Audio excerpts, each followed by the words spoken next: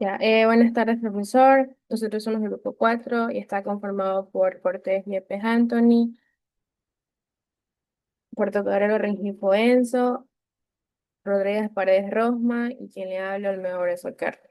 Vamos a hablar sobre la contaminación atmosférica. Ya, concepto de atmósfera. La atmósfera es la capa gaseosa que envuelve la Tierra y se mantiene adherida a ella gracias a la fuerza de la gravedad. Esta capa está compuesta por diferentes gases que forman una mezcla conocida como aire. Aunque a simple vista parece extensa, en la realidad es muy delgada si se la compara con el tamaño de la Tierra. La atmósfera es fundamental para la existencia de la vida, ya que cumple múltiples funciones esenciales. En primer lugar, proporciona el oxígeno necesario para la respiración de los seres vivos y el dióxido de carbono que las plantas utilizan en la fotosíntesis. Además, actúa como un escudo protector contra la radiación solar, especialmente los rayos ultravioletas, y contra pequeños meteoritos que se desintegran antes de llegar a la superficie terrestre. Otra función clave de la atmósfera es la regulación de la temperatura del planeta. Gracias al efecto invernadero natural, la atmósfera retiene parte del sol, del calor del sol, evitando que la Tierra experimente cambios extremos de temperatura entre el día y la noche. Asimismo, la atmósfera permite la existencia de fenómenos meteorológicos como la lluvia, el viento, las nubes y las tormentas, los cuales son fundamentales para el equilibrio de los ecosistemas. Finalmente, la atmósfera no es un sistema estático, sino dinámico, ya que está en constante movimiento debido a factores como la radiación solar, la rotación de la Tierra y las diferencias de presión. Este dinamismo da lugar a la circulación atmosférica que influye directamente en el clima y en la distribución de la energía en el planeta. Siguiente diapositiva, por favor. Ya, composición. La atmósfera terrestre está formada por una mezcla de gases en proporciones relativamente constantes, especialmente en las capas más bajas. El componente principal del nitrógeno, que representa aproximadamente entre el 8 o el 78% del volumen total del aire.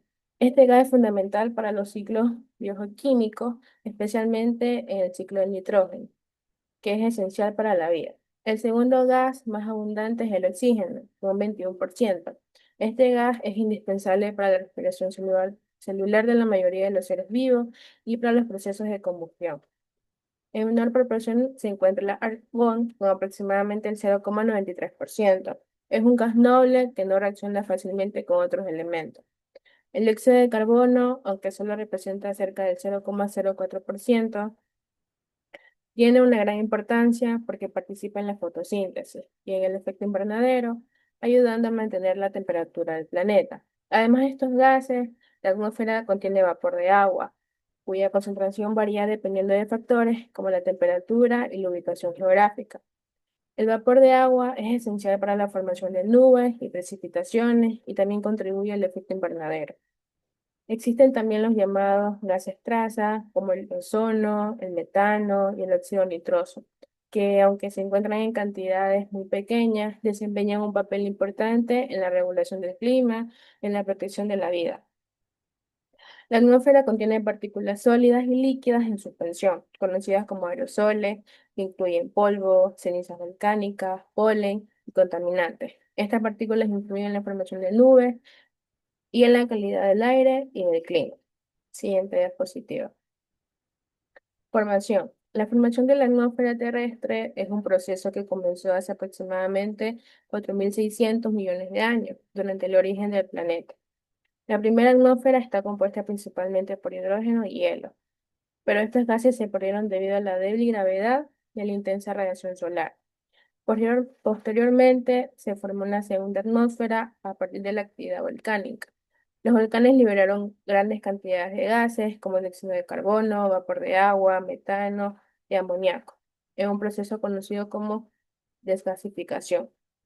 Esta atmósfera primitiva carecía de oxígeno libre y no era apta para la vida como la conocemos hoy. Con el paso del tiempo, la Tierra se enfrió, lo que permitió que el vapor de agua se condensara y formara los océanos. Este proceso redujo la cantidad de vapor de agua en la atmósfera y permitió la disolución de otros gases en el agua. Un cambio fundamental ocurrió con la aparición de organismos fotosintéticos, como los cianobacterias, que comenzaron a producir oxígeno a través de la fotosíntesis. Este proceso llevó a un invento conocido como la gran oxidación, ocurrido hace aproximadamente 2.400 millones de años. Incrementó significativamente los niveles de oxígeno en la atmósfera. Este aumento de oxígeno permitió la formación de la capa de ozono, que protege a los seres vivos de la radiación ultravioleta y facilitó la evolución de organismos más complejos. Desde entonces, la atmósfera ha continuado evolucionando hasta alcanzar su composición actual. Siguiente diapositiva, por favor. Ya, estructura. La atmósfera está dividida en varias capas que se diferencian principalmente por la temperatura, la presión y la composición. Tenemos la troposfera, que es la capa más baja y la más importante para la vida. Se extiende desde la superficie hasta aproximadamente 10 o 12 kilómetros de altura. En esta capa se concentra la mayor parte del aire y del vapor de agua, y es donde ocurren los fenómenos meteorológicos como la lluvia, las nubes y el viento. La estratosfera se encuentra por encima de la troposfera y se extiende hasta unos 50 kilómetros de altura. En esta capa se localiza la capa de ozono, que absorbe la radiación ultravioleta del Sol. A diferencia de la troposfera, en la estratosfera la temperatura aumenta con la altitud. La mesósfera se extiende entre los 50 y 80 kilómetros de altura.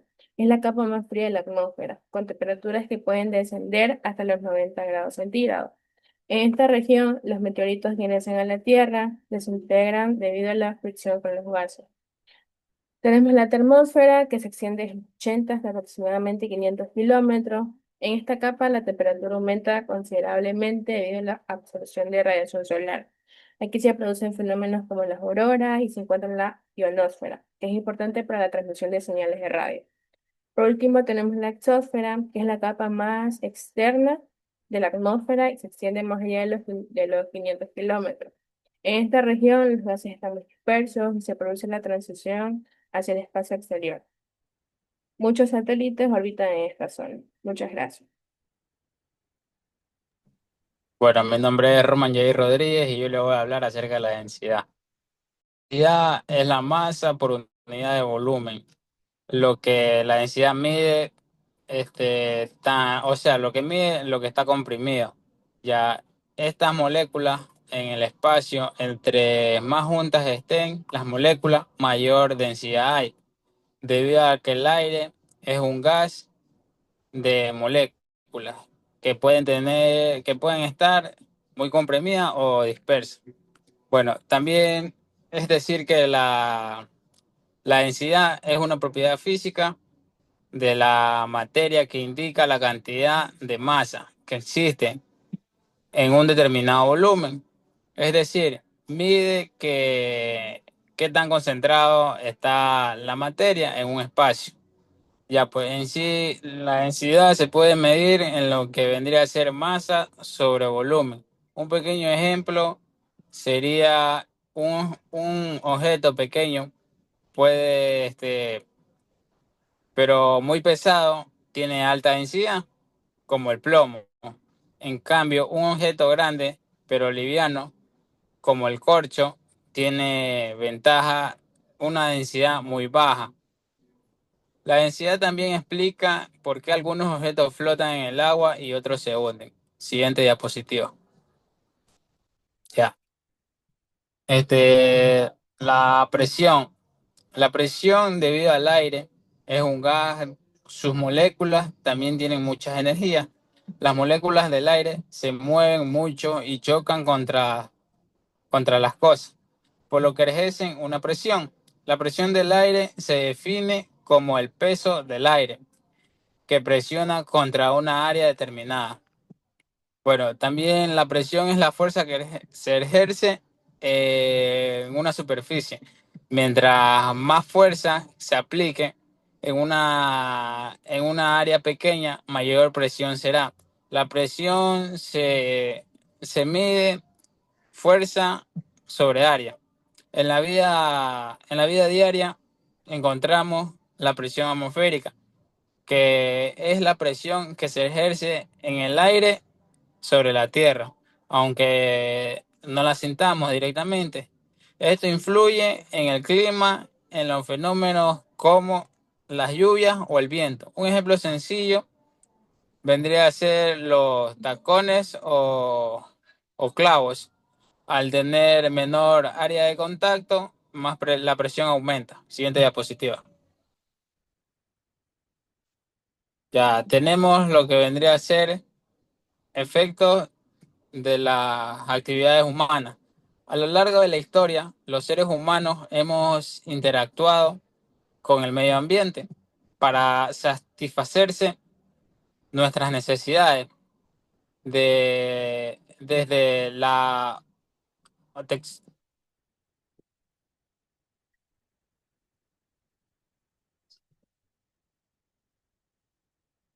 la diapositiva. Bueno, como le iba diciendo, este, voy a repetir el principio, la efectos de las actividades humanas. A lo largo de la historia, los seres humanos hemos interactuado con el medio ambiente para satisfacer nuestras necesidades, desde la obtención de alimentos hasta la construcción de infraestructura y el desarrollo de tecnología. Ya, las actividades humanas tienen un gran impacto en lo que vendría a ser el medio ambiente. A medida que las personas desarrollan industrias, ciudades y tecnología que se generan en los cambios en la naturaleza. Ya, algunos de estos cambios son importantes, como la contaminación, la deforestación, el calentamiento global y la pérdida de biodiversidad. Bueno, como contaminación tenemos la contaminación del aire, del agua y del suelo. Un pequeño ejemplo de esto sería cuando nosotros cogemos y prendemos basura. Ahí estamos contaminando el aire. Contaminación del agua sería cuando nosotros cogemos y tiramos desechos así hacia los ríos o mares. Ya, la deforestación es cuando se eliminan los hábitats naturales. Un pequeño ejemplo sería cuando nosotros cogemos y vamos así a un bosque y comenzamos a talar los árboles. Ya el calentamiento global es causado por los gases contaminantes.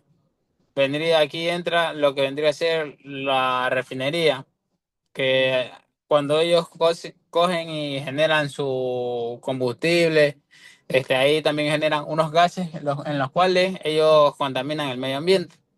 La pérdida de biodiversidad, es decir, la desaparición de especies. Cuando nosotros vamos así a lugares y cazamos lo que vendrían a ser los habitantes que hay así en lo que vendría a ser en los montes o en los bosques o en la selva.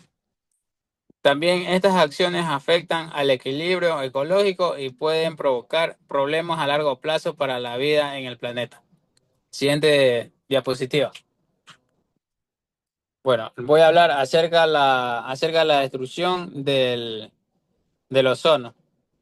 Como se ha dicho en el apartado anterior, en la capa de ozono se encuentra en la estratosfera entre los 15 a 30.000 kilómetros de distancia de la superficie terrestre. Está formada por moléculas de O3, o sea, ozono, las cuales a altas temperaturas tienen una, una función de radiación ultravioleta, ya sirviendo de un filtro de la radiación solar. Este, la capa de ozono es una parte de la atmósfera que protege la Tierra de los rayos ultravioleta del Sol, las cuales son dañinas para los seres vivos. Su destrucción ocurre principalmente por el uso de sustancias químicas, como vendría a ser el clorofluorocarbono, CFC, que esto representa a lo que vendría a ser acerca de los aires acondicionados antiguos. Como la capa se debilita, se produce lo que produce un agujero negro, ve un agujero de ozono. Las consecuencias principales de eso vendría a ser mayor riesgo de cáncer a la piel, daños en las plantas y animales, afectación a los ecosistemas marítimos y al incremento de radiación solar en la superficie. Gracias.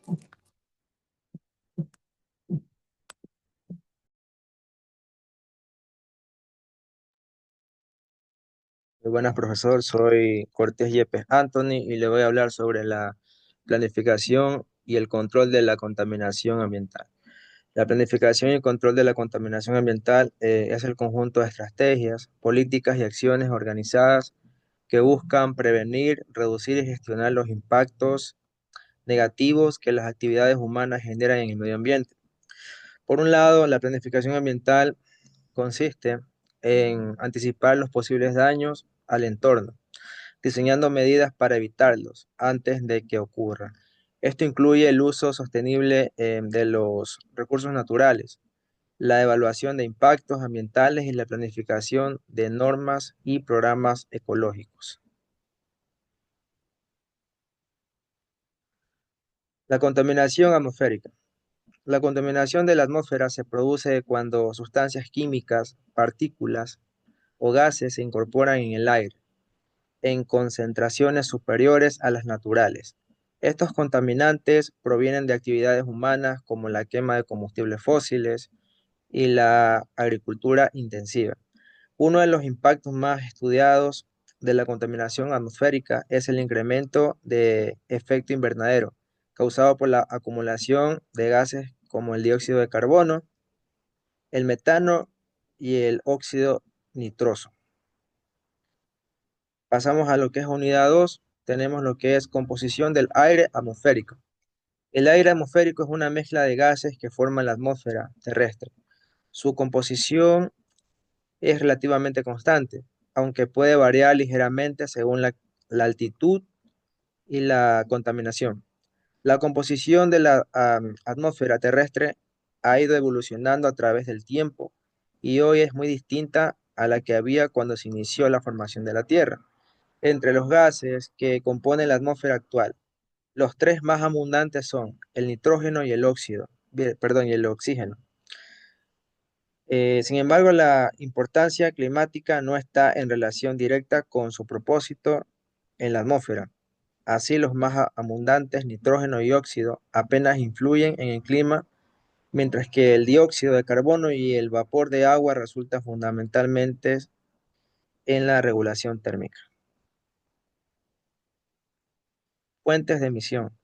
Las fuentes de emisión son los orígenes de los contaminantes que se liberan en la atmósfera.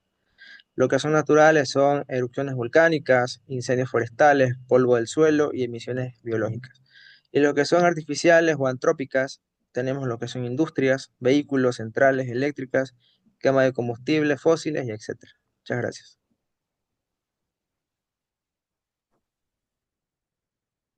Buenas tardes, ingeniero, quienes habla el estudiante Enzo Portocarrero. Yo le voy a hablar sobre lo que es centrales térmicas. Es una instalación empleada en la generación de energía eléctrica a partir de energía térmica, como la libera por combustibles fósiles, uranio o un ciclo termodinámico convencional para mover un alternador y producir energía eléctrica en el caso de usar combustibles fósiles, liberando dióxido de carbono en la atmósfera. Las centrales térmicas producen lo que es electricidad a partir de calor. ¿Cómo funcionan? Se quema lo que es el combustible como carbón, petróleo o gas natural y ese calor hierve agua, lo que produce el vapor y mueve una turbina que genera lo que es la electricidad. Un ejemplo es como una olla a presión, lo que el vapor tiene fuerza y mueve algo. Siguiente diapositiva. Refinería. Una refinería es una planta industrial dedicada a la refinación de alguna sustancia. Por su parte, es la acción que se lleva a cabo para lograr que algo se purifique o se vuelva más fino, dejando de lado residuos y separando ciertas partículas. En este se hace lo que es separar el petróleo en diferentes productos usando lo que es el calor. Productos que se obtienen sería lo que es la gasolina, el diésel, gas, asfalto. Y como ejemplo es como cocinar de un solo ingrediente, de comida, petróleo, sacando varios productos. Siguiente diapositiva. Tenemos lo que son los focos móviles. Son un tipo de dispositivo eh, de iluminación, de iluminación que puede girar y moverse en múltiples direcciones, a diferencia de las luces escénicas fijas tradicionales. Los focos móviles pueden girar lo que es horizontalmente e inclinarse en giro vertical, lo que le permite proyectar haces de luces en diversas direcciones y crear efectos de iluminación dinámicos. Entonces, los focos móviles son luces que se pueden mover o transportar fácilmente. ¿Dónde se usan estos focos móviles? En lo que son los conciertos, eventos, discotecas, iluminación de emergencia. Y como ejemplo, sería lo que son las luces de una tarima que cambian de dirección y color. Siguiente diapositiva. Derivados del azufre. Los óxidos de azufre emitidos a la atmósfera contaminan el aire y tienen efectos negativos en la salud humana y animal.